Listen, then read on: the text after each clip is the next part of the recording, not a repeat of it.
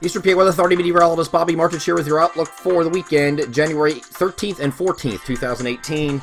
We're into the winds of change blowing in today with dropping temperatures, rapidly falling temperatures, in fact, this morning. And there'll be some flash freezes and black ice, so watch out for that. We had a lot of wet ground overnight that is going to instantly freeze once these temperatures start to plummet. And we're going to have a lot of issues on the roadways for people that are not aware. Even the areas that do not get into this sleet, freezing, rain changeover at the very tail end before the precipitation ends, or maybe the snow further northwest, those are the people that you need to really worry about, and that's going to be further south and east. Everywhere, all the way to the coast, we'll get to freezing during the course of the morning today. And the system's going to pull away quite rapidly. We're not going to be dealing with any leftover precipitation, we don't think. So by the time we get to this evening, we're all clear. And again, down here in Philadelphia for the Eagles home playoff game against the Falcons at 4:35 p.m. Kickoff time kickoff temperature 32 degrees. We'll be falling to about 28 later in the game. Northwest winds 10 to 15 miles per hour, so we'll be a little bit breezy during the game. Up here in Foxborough, game time is 8:15. You're also in the clear at this point. This is looking at 7 p.m. This is already out of here by then too, so we're not expecting any precipitation during that game either. Okay, let's get over the name high-res future simulator radar. I'm going to start this off at 5 o'clock in the morning. Just to give you an idea of what should be going on at this point, this is already ending from southwest to northeast. You can see that back edge pushing in just like this. This is 5 a.m. And up in where the front has made it so far, I'm going to draw this little line. This is the 32-degree line right here. So anything northwest of that line is now below freezing. This line is going to be moving down to the southeast pretty quickly, though, over the next couple of hours. The precipitation is ending down in this area, so we're not expecting anything frozen south and east of this line, but areas to the north and west we'll get into. On the very front edge of this, you'll have a little bit of freezing rain, very brief. Then you have sleet here in the pink area, which is right behind it. This is all sleet, and then the blue back here is all change over to snow. So that's the transition, the way that the transition is going to work for the areas that do change over tonight. It's going to go from rain here, and then it's going to be it'll be rain up in these areas too, but it'll transition to freezing rain, then sleet, and then of course snow back here. So that's going to be the progression before this precipitation ends.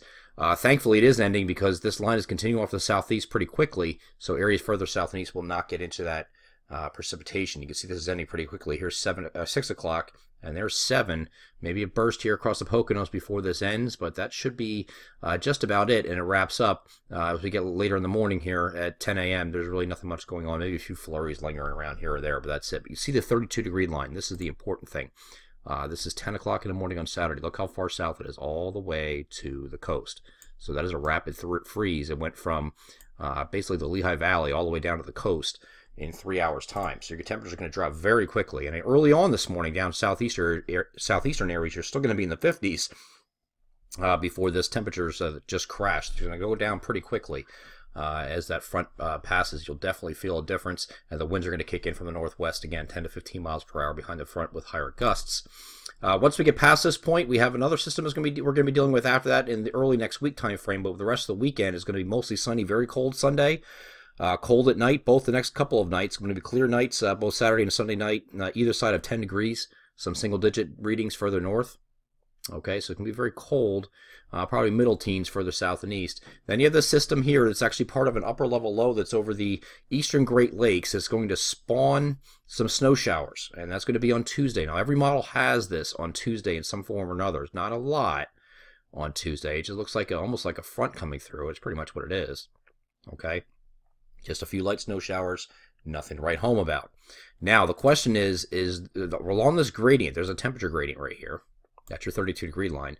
So your temperature gradient corridor, let me put this back. Temperature gradient corridor is kind of like right in here.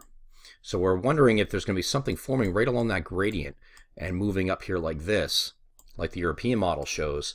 The GFS, of course, does not show that idea. And we move this forward. This just aimlessly moves off the coast. It does develop something down south, but it kicks it due east from here. Okay, so it doesn't bring it up the coast, and it looks like right on the eastern North Carolina, down by Virginia Beach, they get a little bit of snow on the way out as this system pulls away. This is off the 12Z GFS. So you see it does develop it, but it's continuing it further east, so we miss out on that in our area. Okay, so that is too far east. on the GFS. One other perspective here is the European model. This does the same thing with the front here. And right along the gradient, there is a piece of energy that's going to develop right along that. It's going to spawn a surface low pressure right about here. It's going to take a track like this. All right, it's going to be close enough though that it suggests that we would have accumulating snow and a moderate snowfall across our region, maybe 3 to 6, 4 to 8 inches. Okay, so there is a possibility of that happening. You can see that moving up the coast instead of moving out due to the east and bringing us that snowfall, and then it really cranks up as it gets into New England. That is a possibility that's on the table too. Too early to really tell which one is going to be correct. We're just going to follow the guidance over the weekend, see where we're at in a couple days. I think once this system that we're dealing with today, which of course is exiting this morning, once this thing gets out of the way, I think the models will start getting a better handle on the system behind it. This one has to get out of the way first. So over the weekend, we should see some kind of semblance of agreement coming together. This is still talking about day 5 here. This is day 4, day 5, Tuesday, Wednesday next week. So a lot can change between now and then. I know we're getting a little bit closer though, so we should start honing in a little bit on some ideas one way or the other.